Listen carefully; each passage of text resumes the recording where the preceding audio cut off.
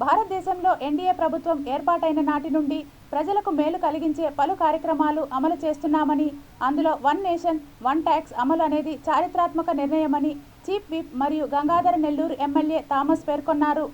ఆదివారం super GST super తగ్గింపు జిల్లాల్లోని అన్ని శాఖల ఆధ్వర్యంలో జ్యోతిరావు పులే భవన్ స్టాల్స్ను స్థానిక ఎమ్మెల్యే పరిశీలించారు.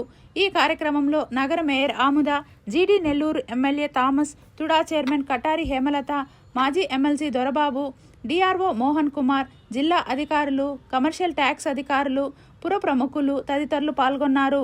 సుమారు 36 స్టాల్స్ను ఏర్పాటు చేశారు. అనంతరం ముగింపు సందర్భంగా జరిగిన సమావేశంలో ముఖ్య అతిథిగా ప్రభుత్వ విప్ మరియు జీడీ నెల్లూరు శాసనసభ్యులు థామస్ మాట్లాడుతూ, కేంద్ర ప్రభుత్వం జీఎస్టీ 2.0 ద్వారా పన్నులను తగ్గించడం జరిగిందని, పన్నుల విధానంలో సంస్కరణలు తీసుకురావడం ద్వారా రాష్ట్రానికి ప్రత్యక్షంగా పరోక్షంగా ఆదాయం తగ్గుతుందని అన్నారు. ప్రభుత్వానికి ఆదాయం తగ్గినా పేద మధ్యతరగతి వారికి మేలు జరుగుతుందన్న కారణంగా దేశంలో మొదటిసారిగా రాష్ట్రంలో ఎన్డీఏ కూటమి అసెంబ్లీ సాక్షిగా మద్దతు తెలిపిందన్నారు.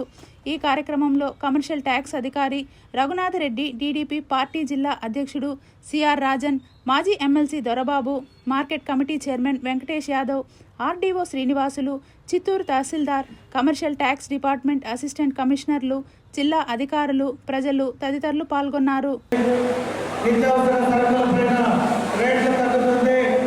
అన్నీ కూడా అంటే ఇప్పుడు ఏవైతే ఇక్కడ స్టాల్స్ ఉన్నాయో అన్ని స్టాల్స్ కూడా విజిట్ చేశాను.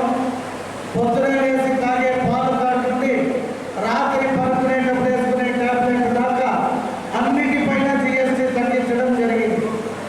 ఈ జిఎస్టీ తగ్గిన క్రమంలో మన ఆంధ్ర రాష్ట్రానికి 8,000 కోట్ల నష్టం కూడా జరిగింది. అయినను